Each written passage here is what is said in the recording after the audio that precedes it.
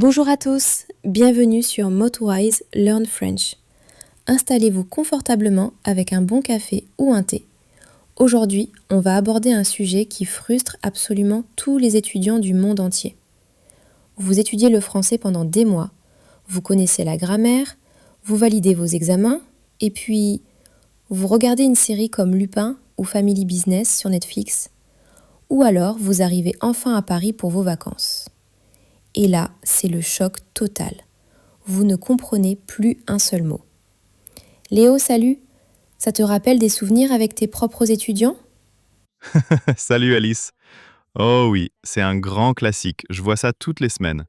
Les étudiants m'arrivent complètement désespérés, la tête entre les mains, en me disant Léo, c'est impossible, les Français parlent beaucoup trop vite, ils ne prononcent pas les mots comme dans mes livres ou mes applications. Et ma réponse est toujours la même. Rassurez-vous, c'est tout à fait normal. Vous n'êtes pas mauvais. C'est juste que la langue des manuels scolaires et la langue de la vraie vie, ce sont presque deux langues différentes. Aujourd'hui, on va décoder tout ça ensemble pour vous donner les clés secrètes des natifs.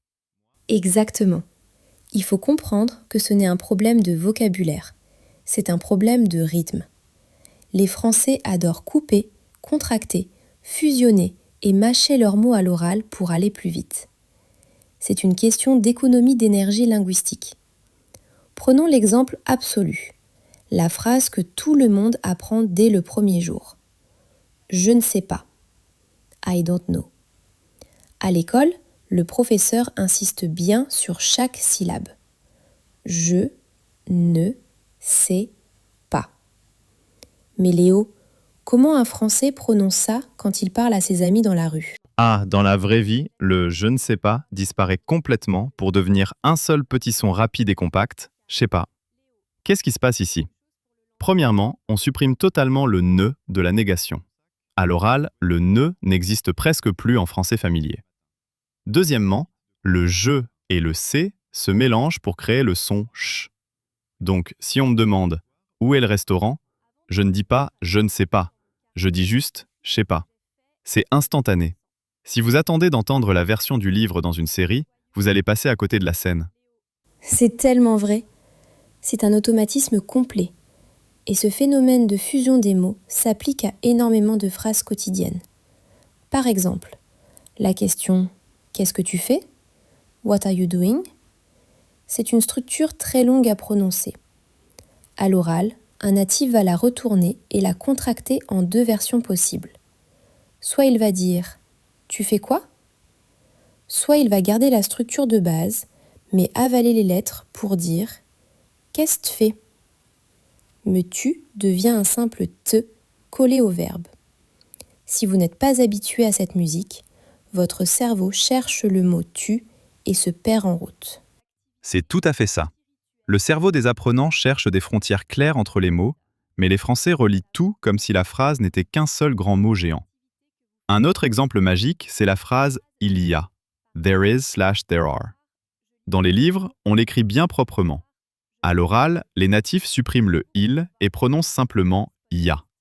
Donc, il y a un problème devient tout naturellement il y a un problème.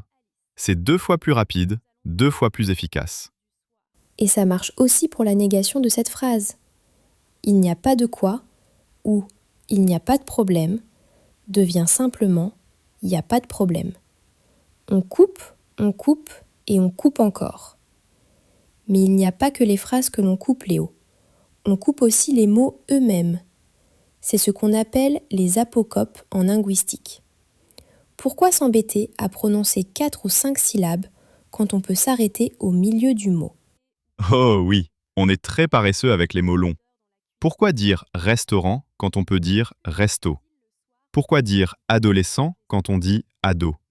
C'est devenu tellement courant que plus personne n'utilise les mots entiers dans une conversation informelle. Si tu dis à un collègue on va au restaurant ce midi, ça fait un peu trop formel. On va plutôt dire on se fait un petit resto? C'est la même chose pour manifestation qui devient manif, information qui devient info ou sympathique qui devient tout simplement sympa. C'est une liste infinie. Pensez à la télé pour la télévision, le ciné pour le cinéma, la fac pour la faculté ou l'université, la kiné pour la kinésithérapie, même la nourriture y passe. On dit le petit-déj pour le petit déjeuner.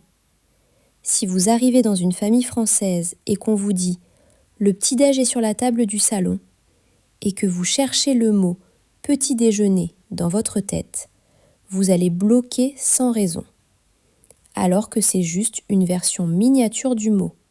Absolument. Et si on pousse le concept encore plus loin, après avoir coupé les mots, les Français aiment aussi inverser les syllabes. C'est le fameux verlan. Le verlan, au départ, c'était un langage secret utilisé par les jeunes dans les banlieues pour ne pas être compris par les parents ou la police. Mais aujourd'hui, c'est totalement entré dans le dictionnaire du français quotidien. Tout le monde l'utilise, peu importe l'âge ou le milieu social, surtout dans les moments de détente. Oh oui, le mot verlan lui-même vient de l'inversion du mot l'envers. L'envers devient verlan. C'est un système très logique quand on y pense. Prenons le mot fou. En verlan, on inverse et ça devient ouf. Les Français n'arrêtent pas de dire « c'est un truc de ouf » pour dire que quelque chose est incroyable ou fou.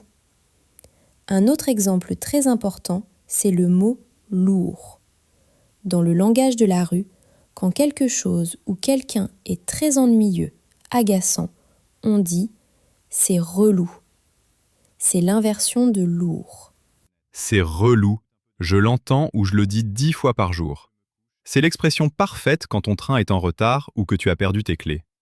Il y a aussi femme qui devient meuf et mec qui signifie déjà homme ou garçon en langage familier qui devient cum, même si meuf est beaucoup plus utilisé aujourd'hui.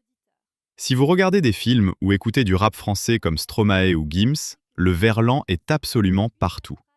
Si vous ne connaissez pas ces codes, vous perdez le fil de l'histoire immédiatement. Mais rassurez-vous, chers auditeurs, le but de cet épisode n'est pas de vous forcer à parler en verlan ou à couper tous vos mots dès demain matin. Si vous parlez un français très classique et très propre, tous les Français vont vous comprendre et apprécier votre politesse. Le véritable objectif, c'est de développer votre oreille. C'est de comprendre la structure pour ne plus paniquer quand vous entendez un natif s'exprimer à toute vitesse. C'est de passer du mode traduction passive au mode immersion active. C'est une excellente remarque, Alice. C'est une question d'entraînement de l'oreille. Plus vous écouterez du vrai français, plus ces contractions deviendront évidentes pour vous. D'ailleurs, si ce genre de conseils concrets et pratiques vous aide à y voir plus clair, n'oubliez pas de laisser un gros pouce bleu juste en dessous de cette vidéo. Oui, votre soutien est notre plus grande source de motivation pour continuer à produire ces épisodes. Laissez-nous aussi un petit commentaire pour nous dire si vous avez déjà été confronté à ce choc entre les livres et la réalité, ou si vous connaissiez déjà des expressions comme « je sais pas » ou « c'est ouf ». On adore lire vos anecdotes et échanger avec vous après chaque vidéo. Absolument. La section commentaires est faite pour ça. Alors exprimez-vous. Pensez également à vous abonner à la chaîne Motwise Learn French et à activer la petite cloche de notification pour être prévenu dès qu'un nouvel épisode est disponible. On vous prépare encore beaucoup de surprises pour booster votre apprentissage. Et n'oubliez pas, si vous voulez inverser les rôles et voir Léo galérer avec l'argot anglais ou les expressions britanniques et américaines, allez faire un tour sous notre autre chaîne, Motwise Learn English. Je vous garantis que c'est très rassurant de voir un natif français se débattre avec une autre langue. C'est de bonne guerre, Alice. Je reconnais que l'anglais parlé dans la rue me pose aussi de sacrés problèmes parfois. En tout cas, continuez vos efforts, ne vous découragez jamais face à la vitesse des natifs. Regardez vos séries préférées en activant les sous-titres en français et surtout, amusez-vous avec la langue. C'est le seul vrai secret de la réussite. C'est le mot de la fin parfait. Merci à tous de nous avoir suivis aujourd'hui sur Motwise. Prenez soin de vous, osez parler, faites des erreurs, apprenez-en et on se retrouve très vite pour un prochain épisode. À plus! À plus tout le monde! Ciao!